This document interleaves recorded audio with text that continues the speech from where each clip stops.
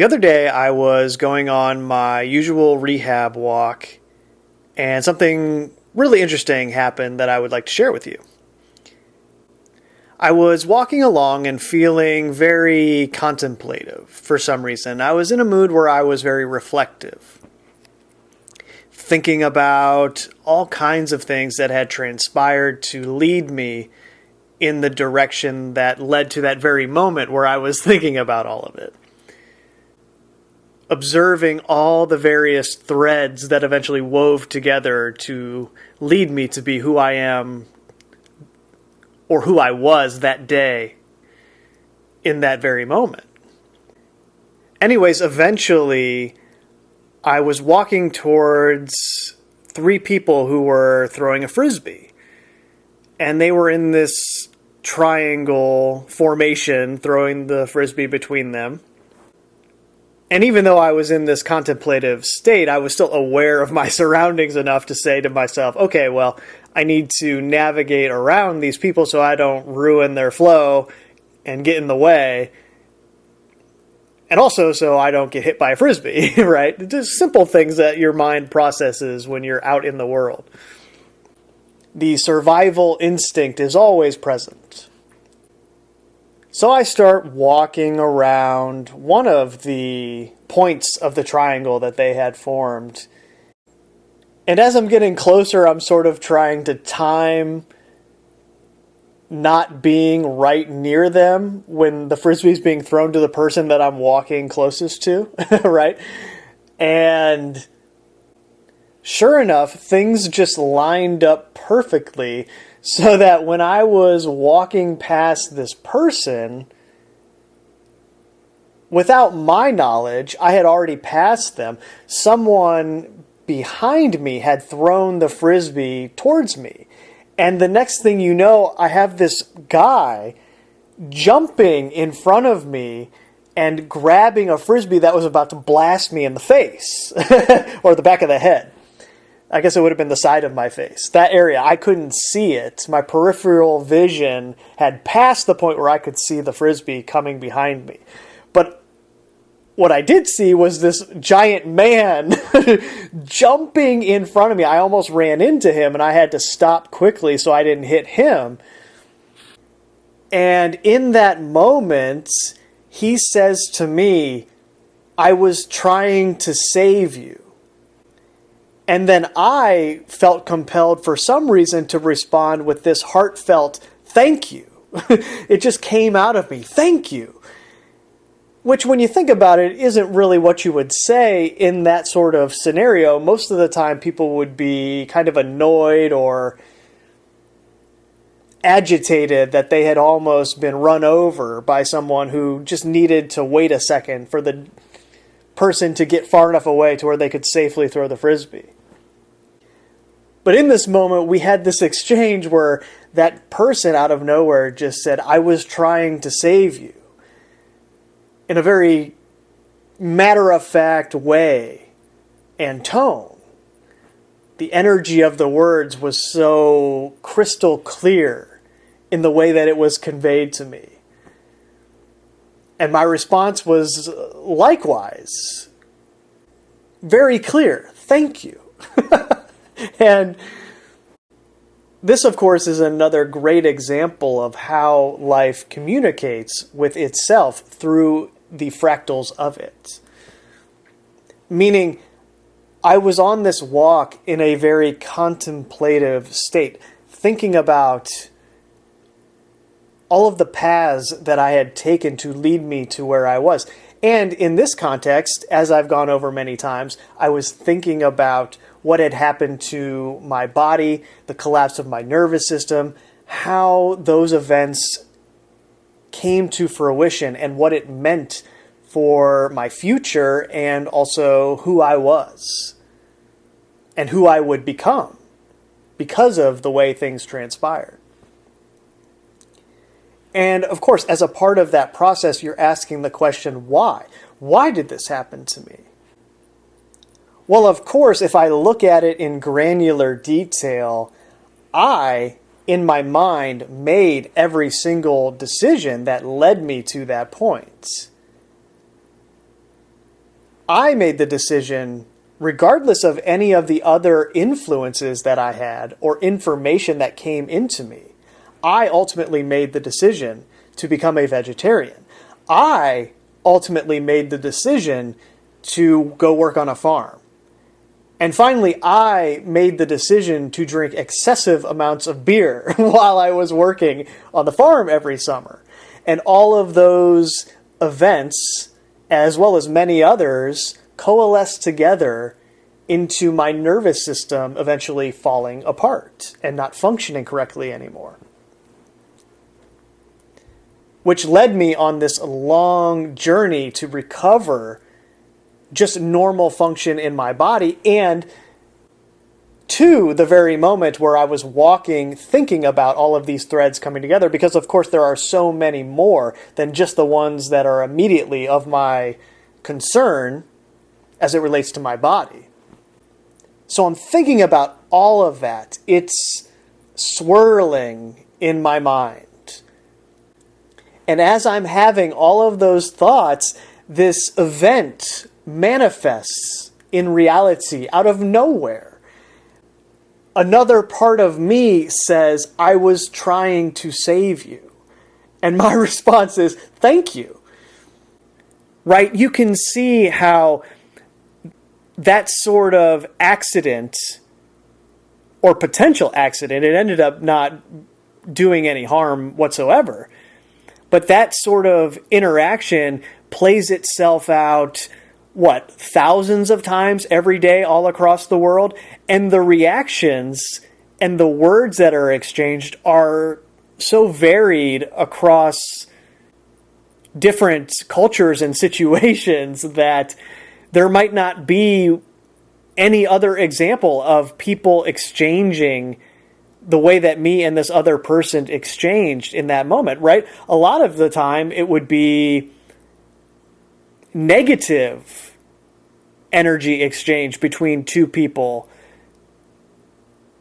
in those sorts of situations. I'm getting images in my mind of the stereotypical New York City encounter where it would be anything other than pleasant to have this sort of interaction.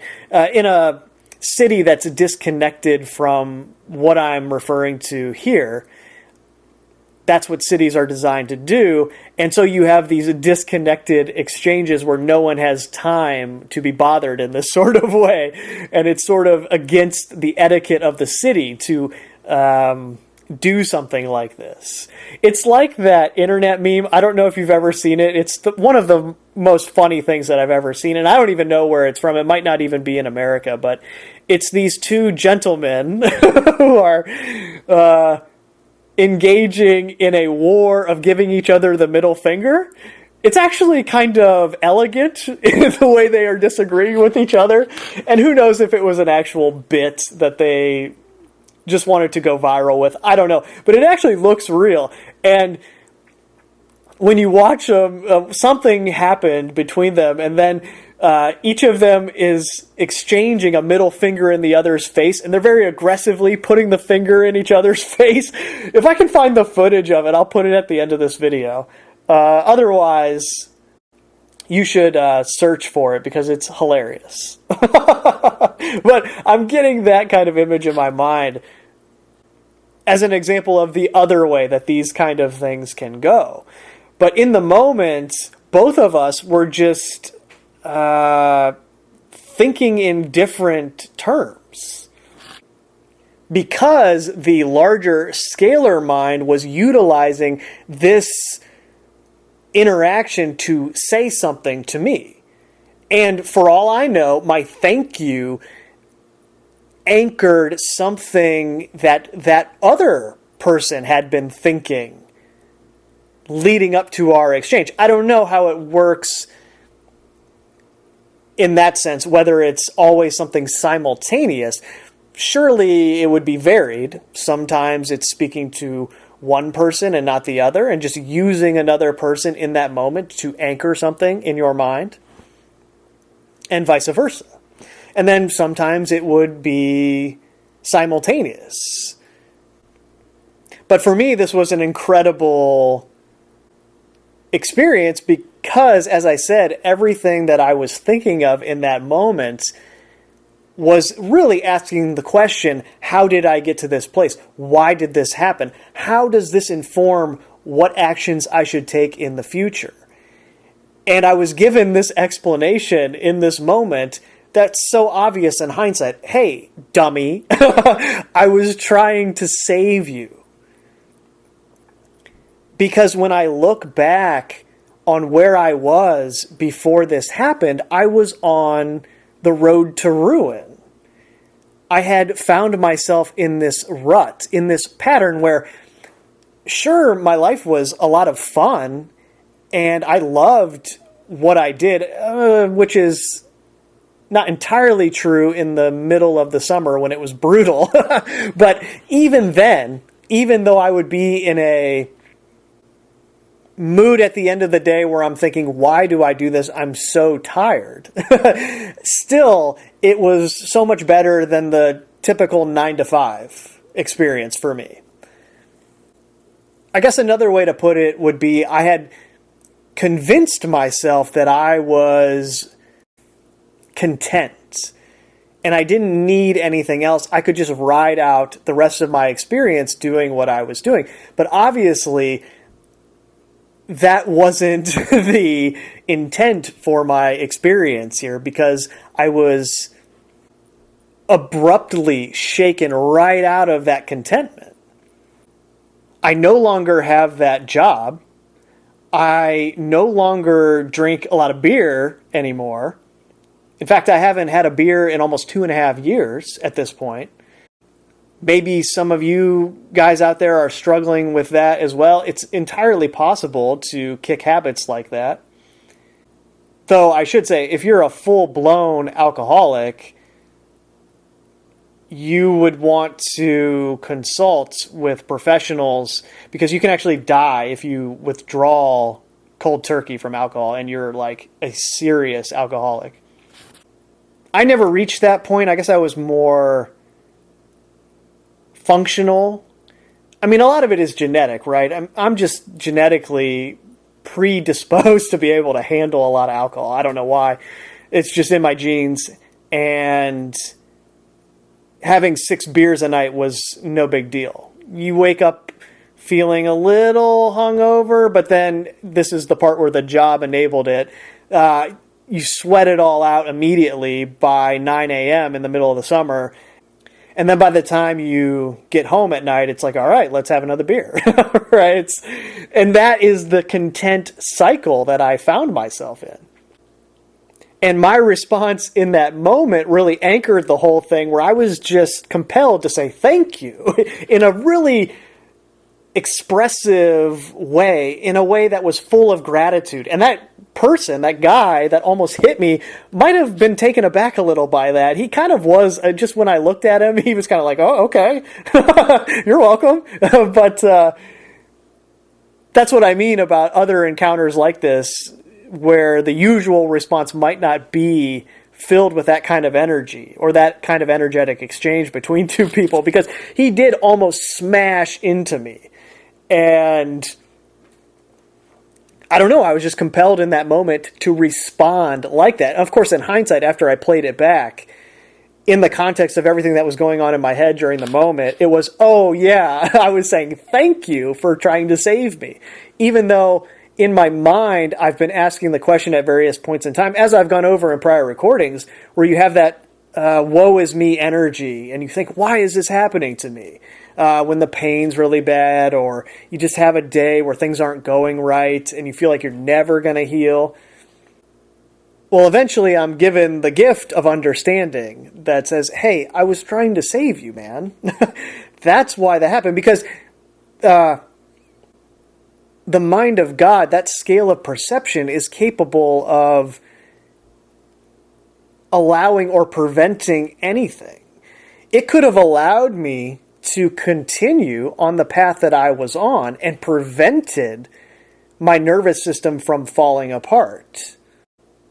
But it didn't do that. It allowed that to transpire for a wide variety of reasons, a lot of which I'm still too in it to understand. I will need much more hindsight and context to fully appreciate it as the years progress.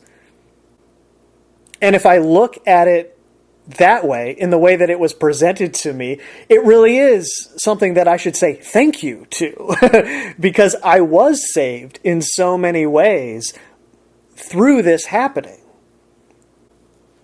That's why it said, I was trying to save you. Trying is the key word there, right? Because it can only present the conditions that will lead you, hopefully, to make the correct decision, but it has to give you at least the illusion of free will to make the decision. So it can only try to save you. It can only try to put something in your path that will force you to make a different decision in a way that you otherwise would not have made it. And a lot of things in life are like this because you just become so content with a situation. I had no ambition for anything more because look at the world. Why would I lust after any part of it, right? I had no ambition for anything along those lines. It's like anything else. A great metaphor that the person who taught me how to do this gave was, it's like learning how to play guitar. You pick up the guitar, at first you don't even know where to put your fingers, you can't even play a chord, you don't know what's going on, and then before you know it, 5 years later, you're playing every song that you've ever wanted to play. But when you first pick up that guitar, it seems impossible. How can I ever do this? And that's what interacting with life is like. That's what this communication system is like. I'm always attentive to what's going on around me, but I'm not reading into every single thing that is said around me or that is said to me or that happens around me. You have to learn the discernment to know what is important and what is not.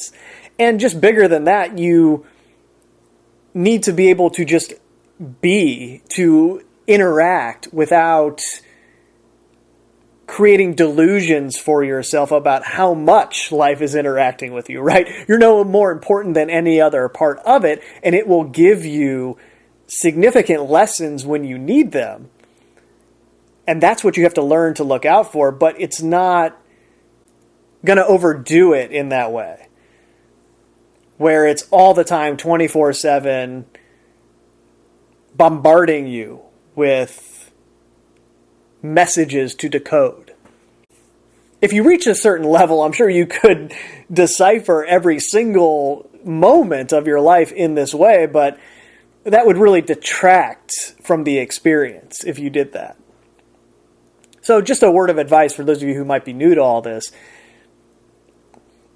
Along those lines, you can potentially create a sort of delusion for yourself if you're not careful with this stuff. You have to just allow it to happen, as opposed to trying to force experiences like this to happen.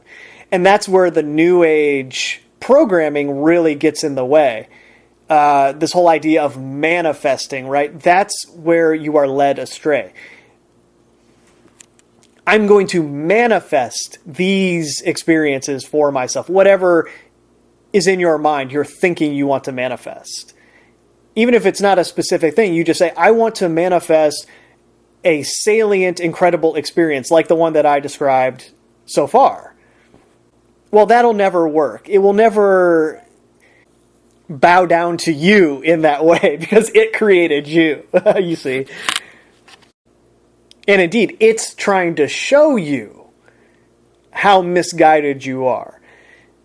So the idea that you, in your infinite wisdom as a tiny-brained human, would demand it into action is laughable, right? I hope you can see that. So you just have to know your role, as The Rock would say, and shut your mouth and just allow it to happen. And if you approach it in that way, if you humble yourself before it in that way, and you just are patient, it will eventually speak to you. But a very interesting thing along those lines, right?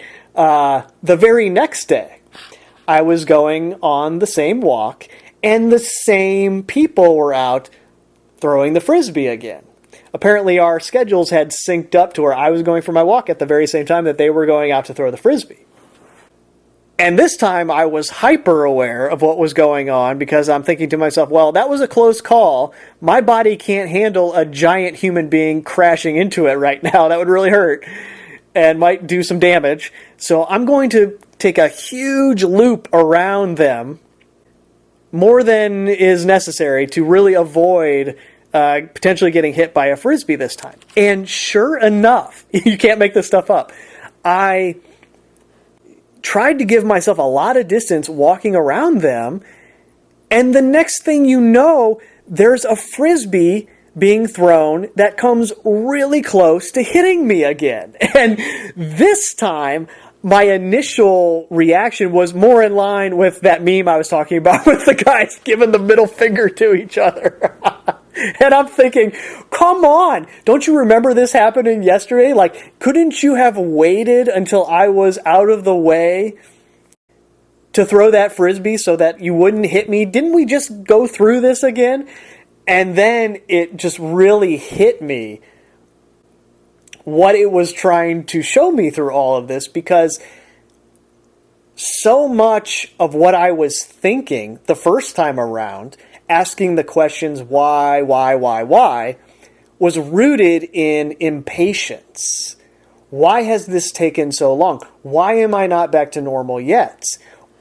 What led me to get to this point? How did I make all of these decisions?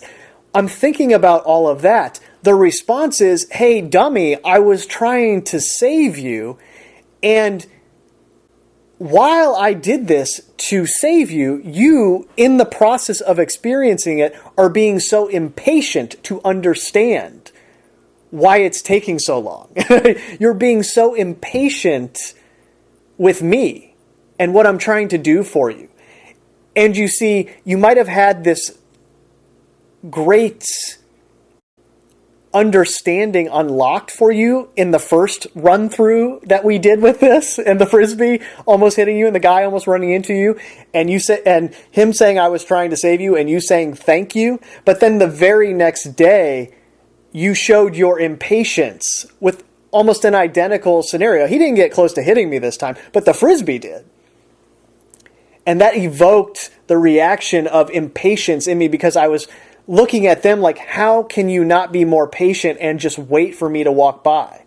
There's so much space out there. How can you not wait for me just to get past to where it might happen where you overthrow the guy and the wind takes the frisbee and almost hits me? And because I'm not looking at you at this point. So you see, I'm pointing my finger at them. Why can't you guys just be more patient and wait for me to get past where you are, not understanding initially that, no, this happened the second day to show you the other part of it. That's what you're doing to me and your own life. You're showing your lack of patience. I was trying to save you, and I appreciate the thank you, but you have to be patient and wait for the rest of it to unfold, and also understand that you have to be patient with yourself, because ultimately it's on you to make the decisions that will save you from the path that you were about to go down. I mean, who knows where that ends up, right? I mean, if this never happens to me, I'm probably still working on that farm, completely content with life. Probably would be 3 beers in right now based on what time of day it is, and I'd just be going along my normal routine, and I'd be researching all the stuff I usually research on the internet and making videos here and there, and I just would have continued on. But obviously that's not what I was supposed to do, because I was ripped out of that contentment. As I said, I was ripped out of that routine. And then, of course, I started thinking even deeper about I was trying to save you in the context of everything else that was going on in my mind, which, of course, is related to what's going on in the world, where we are, what this place really is, all of the things that are in my YouTube videos and recordings that you guys are all thinking about too. I'm thinking about I was trying to save you, and it's like, well, that's exactly what the man they call Jesus came here to do.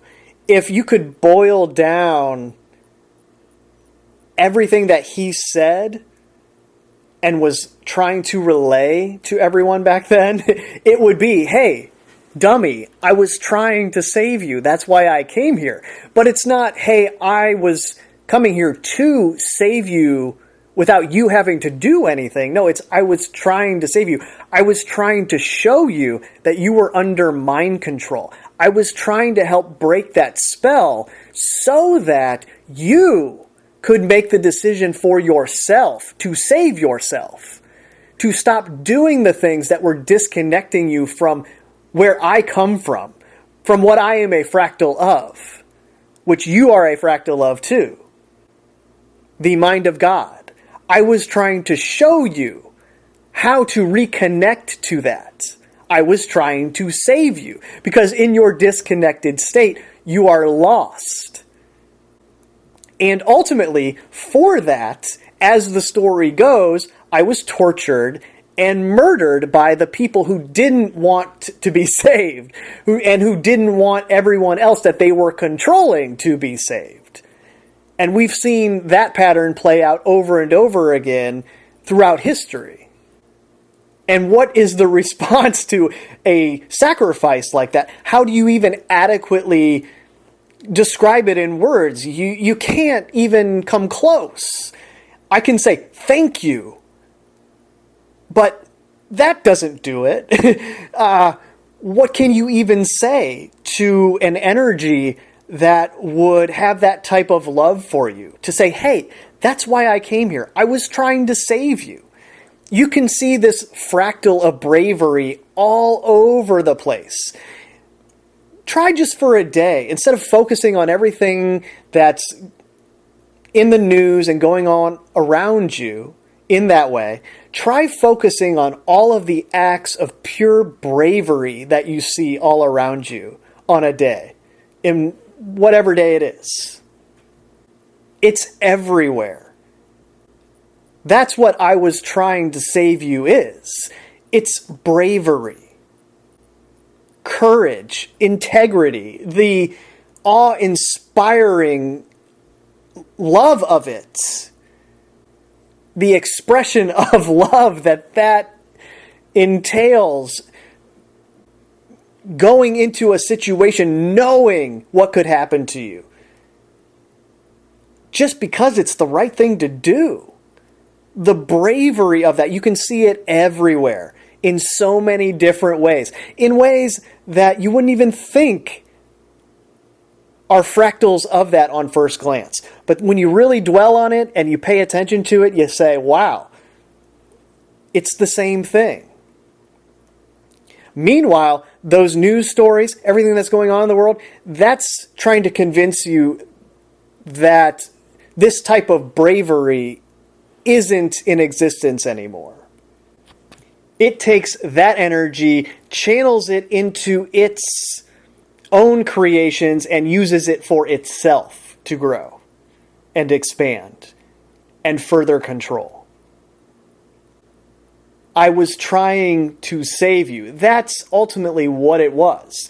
But the key is, you have to make the decisions to improve your life in a way that will lead you to reconnect with that which you are currently disconnected from.